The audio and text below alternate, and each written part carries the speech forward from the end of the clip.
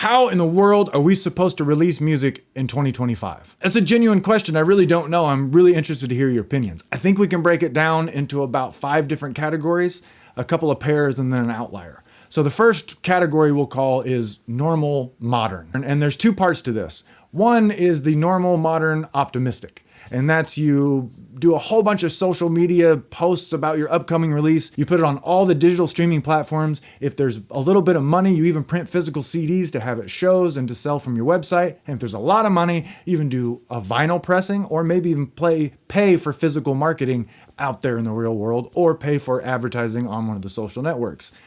That's the optimistic version. What usually happens in the normal modern version is you make a couple posts about your upcoming release. You release it on all the digital streaming platforms, and you get ignored. The second category we'll call normal pre-Napster. And that's back when you used to print as much physical media as you possibly could and hit the road.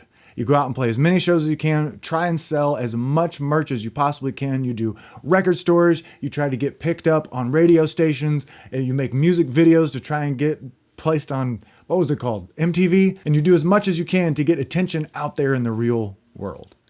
Now, that's the optimistic version. The actual version of what happened to most of us pre-Napster is you get really excited for your release, you print a whole bunch of physical media, you play a whole bunch of shows, and then for a decade afterwards, you move boxes upon boxes of hundreds of CDs from house to house, reminding you of that failure and that sunken cost. So that's kind of an overview of how we've done it in the past. And the fifth, the final one, is something new, something totally different, maybe something else entirely. Who knows? I'd love to hear your thoughts down in the comments below. How do we release music in 2025? What's working for you? What's not working for you? I love you, and there's nothing you can do about it. I will see you tomorrow.